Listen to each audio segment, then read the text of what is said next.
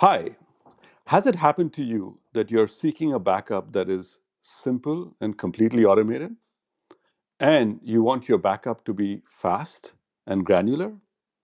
And in case, when it happens, if a disaster strikes, you want the restore to be done quickly. My name is Shalu Verma, and I lead product management at EBS Snapshots. And I'm going to talk to you about in the next 25 minutes or so about how to enable high performance backup and restore for data on Amazon EBS. So the next 25 minutes are going to go with a brief agenda. The agenda is largely around a brief introduction on what is EBS Snapshots. So I'll lay out some basics in the beginning. And then I'm going to talk to you about features that we've launched in 2020 that A, make protecting your data much easier and completely automated. Two, make restore much faster and easier. And three, enable faster and more granular backup. So we'll walk through features in each of these three areas. But like I said, let's just go over some basics first.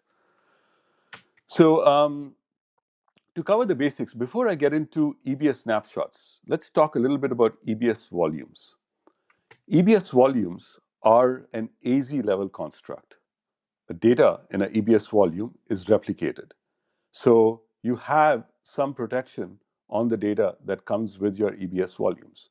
However, EBS volumes have an SLA on AFR, or what we call annual failure rate, or another way to think about it is a durability. So typically EBS volumes have either a 5 nines durability or a 3 nines durability, which basically means that if you have a 5 nines durability and you have 100,000 volumes, there is a probability that one of the volumes in 1 year could see a failure. And hence we recommend to all our customers to take EBS snapshots. EBS snapshots is a backup of all the data that you have on EBS volumes. And EBS snapshots are backed in Amazon S3, which has a much higher durability. It is backed by 11 nines durability. EBS snapshots are very cost effective. Only the data that gets changed in the EBS volumes actually gets stored as EBS snapshots. So EBS snapshots are essentially incremental. You pay only for the data that is changed, not the size of the volume that you're provisioning. The third attribute on EBS snapshots is that EBS snapshots are crash consistent. In other words, the data that is synced into the EBS volume is the data that gets backed up. So the data in your cache does not get backed up, which becomes an application-specific backup. This is a crash consistent backup. The fourth aspect on EBS snapshots is that while EBS snapshots are used for backup, customers also share EBS snapshots across accounts. You can copy EBS snapshots across regions, and hence they become easy means for you to move applications from one region to the other or from one AZ to the other. And finally, EBS snapshots are used to create armies. So they are the underlying basis of how armies are created. The second area on the basics of snapshots that I want to cover is encryption. Encryption is a very important tenet for EBS, and snapshots make encryption very easy. First, any snapshot that is encrypted, when you create a volume from an encrypted snapshot, it is always encrypted. Secondly, you can create an encrypted volume from an unencrypted snapshot. So when you have an unencrypted army, you can create an encrypted volume right from that unencrypted snapshot in a single step process. Third, you can change the encryption on the snapshot during the copy process, which basically means that if you have an unencrypted snapshot, you can encrypt it during the copy process. And consequently, of course, you can change the encryption as well during the copy process. So you can essentially change the encryption key on a snapshot during the copy process. Finally, you can share snapshots using encryption key as long as you have a custom encryption key. So encrypted snapshots can be shared between accounts as well. And finally, there's one message I have on the slide is please look into encryption by default, where you can enable encryption by default at account level in a region. And that ensures that all your EBS resources are always encrypted so that you don't need to run scripts to figure out which EBS resource is encrypted or unencrypted. The third aspect I wanted to cover is cost. I've heard from a number of customers who are looking to manage cost on EBS snapshots. I would recommend you look into Amazon Cost Explorer.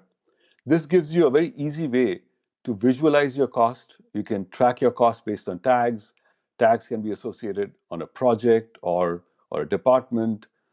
So look into the feature where you can create graphs, charts, spreadsheets on your cost and track them and manage them. Moving now to features. So continuing the cost angle, we have done a lot of work in making sure that your snapshots are completely automated. So the process of creation, the process of deletion and retention, as well as the full life cycle, particularly the context of compliance, as well as cost management, is completely automated. Before I go into features that we've launched in 2020 to make that even easier, let me just walk you through data lifecycle management, which is the basis of how you automate EBS snapshot lifecycle. So in 2018, we launched a feature called Amazon Data Lifecycle Manager. We call it DLM. DLM essentially enables you to completely automate your EBS snapshots. So you can have a policy-based automation, which is built on tags, to automate the full life cycle of snapshots. So the way it works is the following. You identify a volume or instance, and you can identify that based on tags. You create a policy, and the policy defines the schedule. Using the policy, of course, you can retain the snapshots, and you can do that for your compliance and audit purposes. But you can also enable when the snapshots get deleted. And so this process helps you manage the life cycle and the cost associated with the snapshot. Of course, all this is completely logged. And so from an audit and compliance perspective, you have all logs of when the snapshot was created, what the policy looks like, as well as when the delete happened. You can also use Amazon Identify and Access Management Tool, Identity and Access Management Tool, to ensure that the access to an Amazon policy is under control. And finally, the best part of this all is it's at no cost. So it's free. So let me walk you through some of the features that we've launched in 2020 to make DLM even easier. First, we made DLM easier by providing you easier and flexible scheduling tools. Secondly, we've made retention process easier as well, and I'm going to walk you through demos to show you how that works, or screenshots should show you how that works. And finally, we made cross-region copy completely automated. So let me show you how that happens.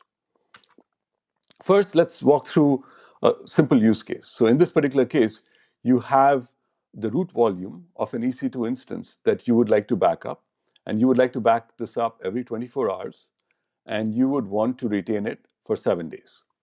So here you have a tag, which is root associated with the volume, and you want to create a policy that has a cycle of 24 hours.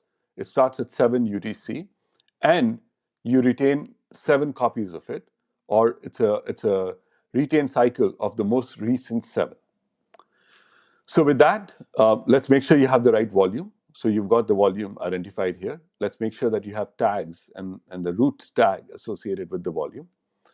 Now we're ready to look at the policy. So the policy has a simple descriptor. You identify that you want to use the volume for the policy.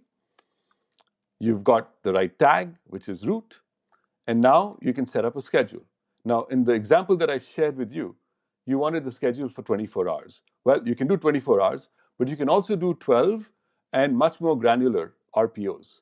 This year, we made 1 hour granular RPO enabled or possible in DLM. So you can go as low as 1 hour to ensure that you have your backup scheduled. Next, I'm going to share with you the scheduling capabilities that we launched this year. So first, typically you schedule backups on a daily, weekly, monthly basis. And what used to happen is you would need to one policy for a daily schedule, one policy for a weekly schedule, and so on. So now we've enabled this year capabilities with which you are able to have multiple schedules associated with a single policy.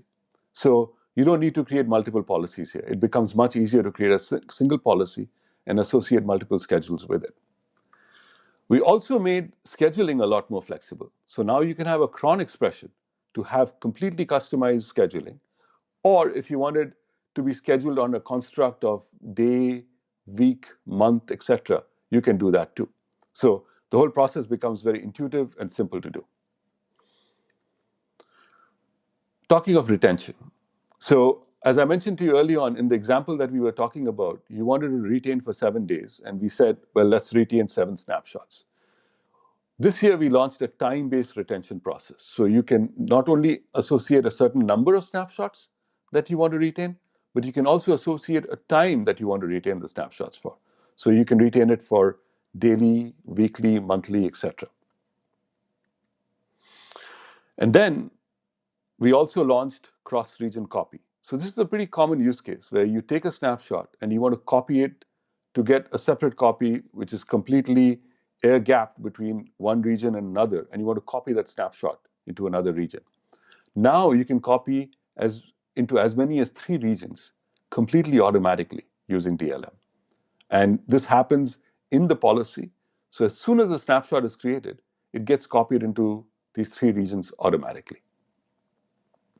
So these are some of the enhancements that we've done in DLM, and we will continue to innovate on DLM to make it a lot simpler for you to use so that the process of managing the lifecycle of Snapshot is super simple, completely automated, and free. Having said that, let's move to the next feature that I want to talk to you about, which parts of which we have developed this year. So when you need to, would you like to have a restore experience which is much faster? So how do you enable a faster RTO on your EBS snapshots? Last year at reInvent, we launched a feature called Fast Snapshot Restore. With FSR, we enabled a fast and a predictable restore time from EBS snapshot. We reduced the time that it takes to restore from a snapshot by as much as 6x. And this year, in 2020, we enhanced on that to enable you to launch FSR on a shared snapshot. Now, this is a pretty common use case where you may have a golden army, and a golden army is shared across multiple accounts, and you want to launch a volume with the golden army. You can FSR the snapshots that are associated with the golden army and get instant performance on your boot for the launch process, which is associated with the army that is FSR enabled. So let's dig in a little bit more. For me to explain to you how FSR works, let's share with you how customers launch from a snapshot today. So typically you have a volume, you create a snapshot from it. And when you launch from a snapshot or when you restore from a snapshot, in case of a DR, it goes through a data transfer process from S3 to EBS volume. This is an asynchronous process that takes time, and it's not completely predictable.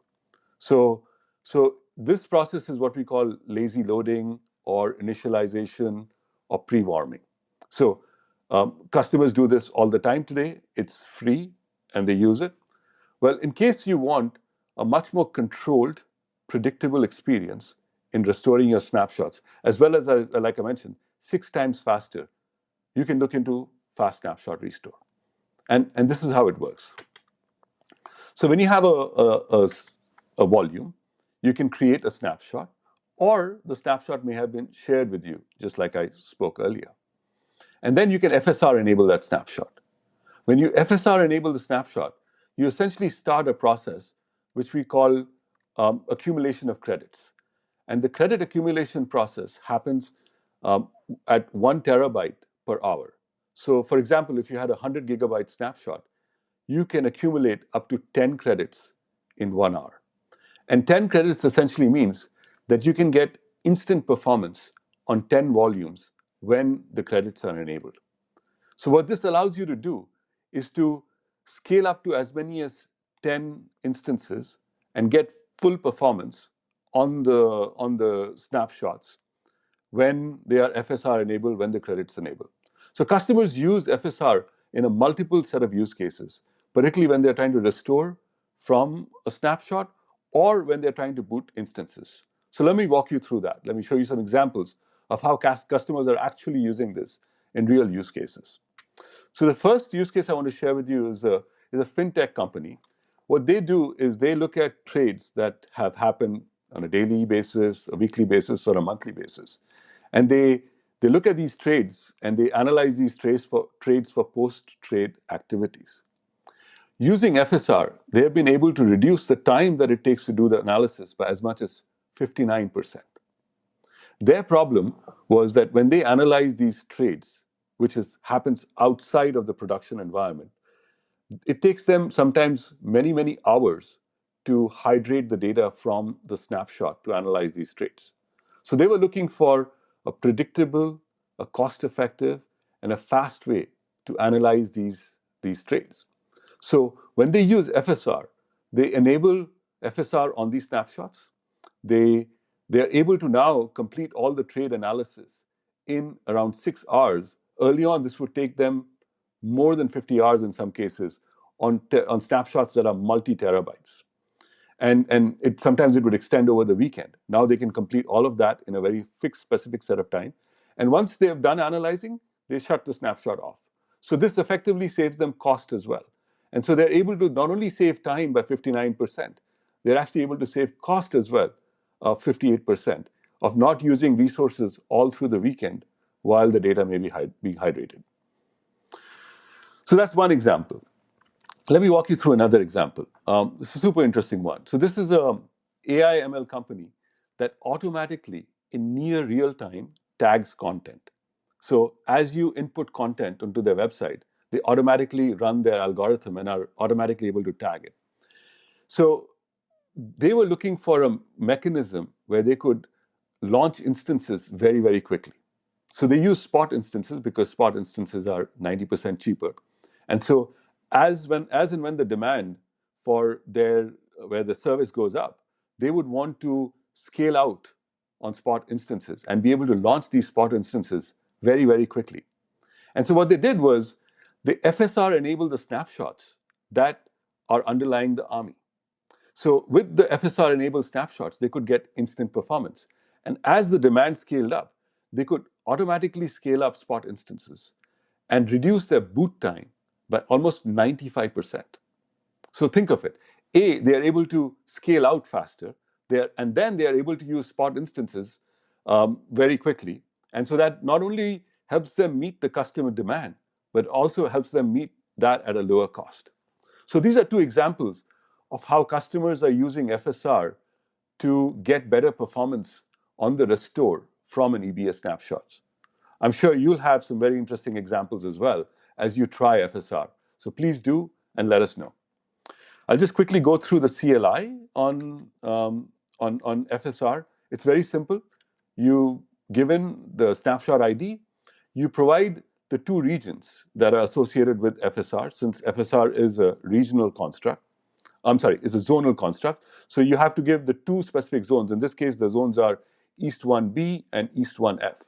So you associate the two zones with the CLI, and then you enable FSR. The response, of course, gives you the ID of the snapshot, as well as provides you status of what the status is on the FSR enablement on the snapshot in the zone that you are enabling it at.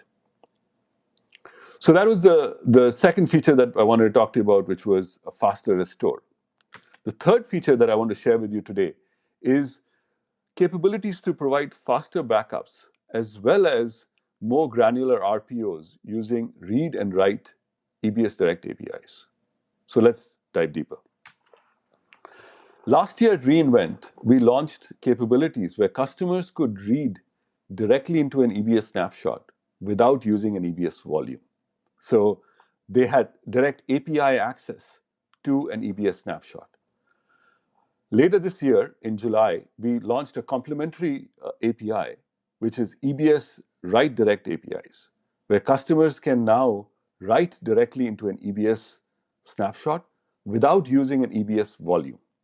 And let me show you examples of how customers are able to drive lower granular RPO, faster backup, as well as at a lower cost using these APIs.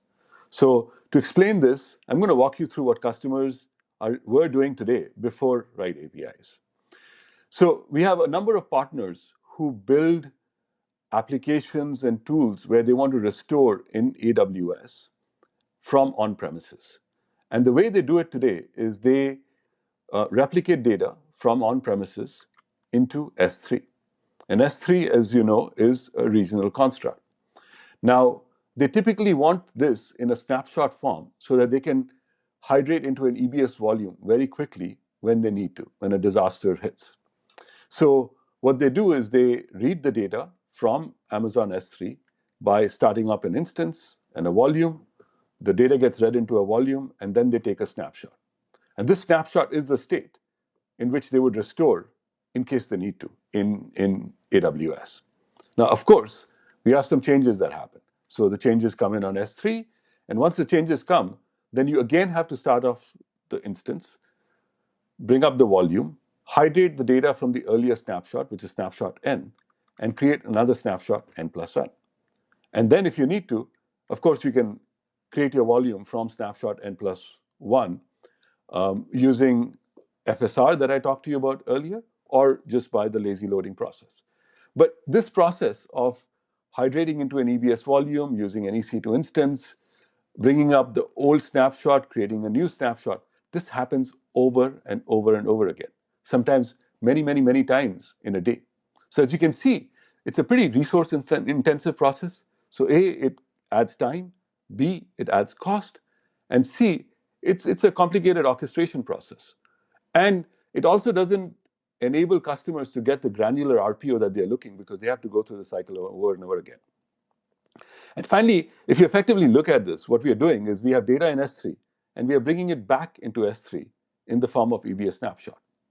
So we thought there's got to be an easier way to do this. And so with EBS Write APIs, customers create a snapshot directly from an on-premise resource. So they don't have to go through that cycle. And so using this, you can see how time gets reduced. You can see how cost gets reduced. You can see how it's much simpler than the orchestration process that we were running before. And it enables for a much more granular RPO, because you can keep writing into an EBS snapshot. And I'm going to share with you the EBS snapshot write CLIs, and you can see how simple that is.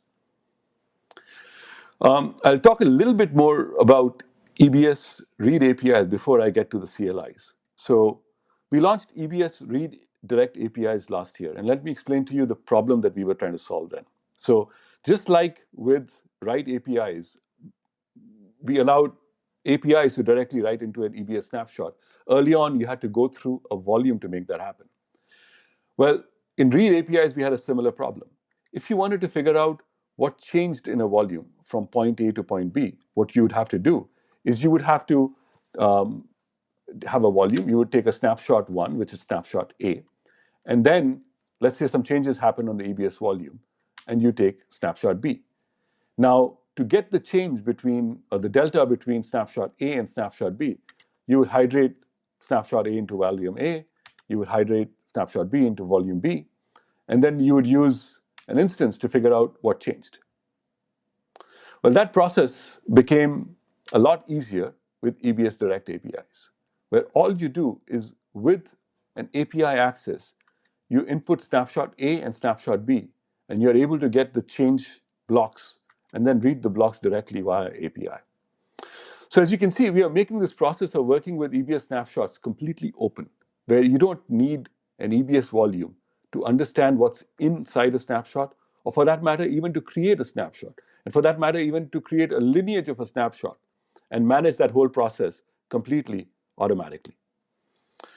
So Going through some of the value propositions again. With these, customers have or partners have used EBS Direct APIs, and they've enabled 70% faster backup.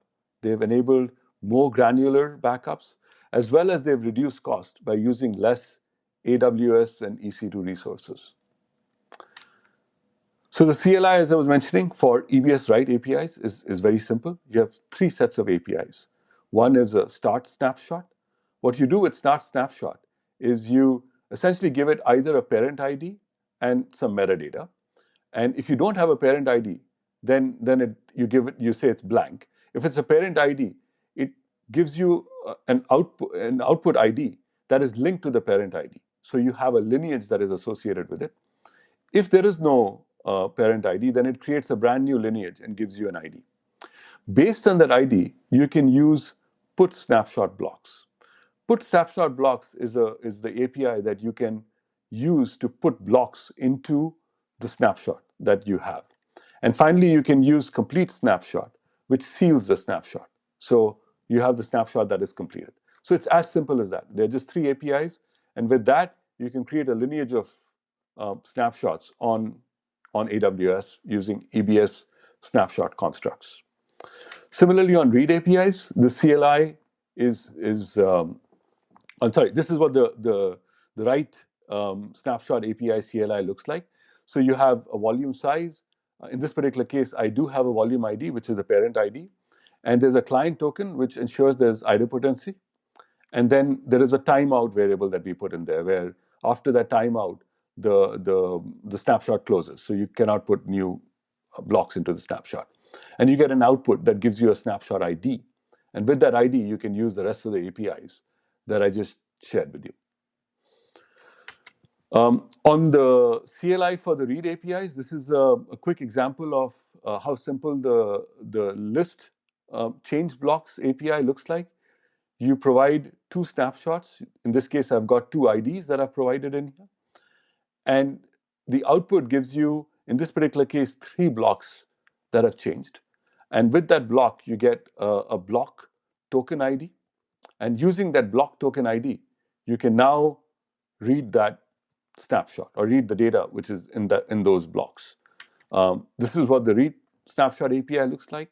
So you can put get snapshot block API, provide the snapshot ID as well as the block token ID, and associate a location where you want the data to be moved to. And that's how you can read any data inside an EBS snapshot. So it becomes completely open here. So in conclusion, I want to walk you through what I just shared in the last 20 minutes or so. So I walked you through some basics of EBS snapshots and how snapshots enable a point-in-time backup in Amazon S3. I walked you through how Data Lifecycle Manager completely automates creation and retention of snapshots. I also talked to you about how you can use fast snapshot restore to get a faster restore experience, and how we made that easier by enabling that on shared snapshots. And then finally, I walked you through how customers are using EBS Direct read and write APIs to get a much faster as well as more granular RPOs on EBS snapshots. With that, I want to thank you for the time. I want to thank all the partners who are using EBS snapshot APIs, and look forward to hearing feedback from you. And thank you.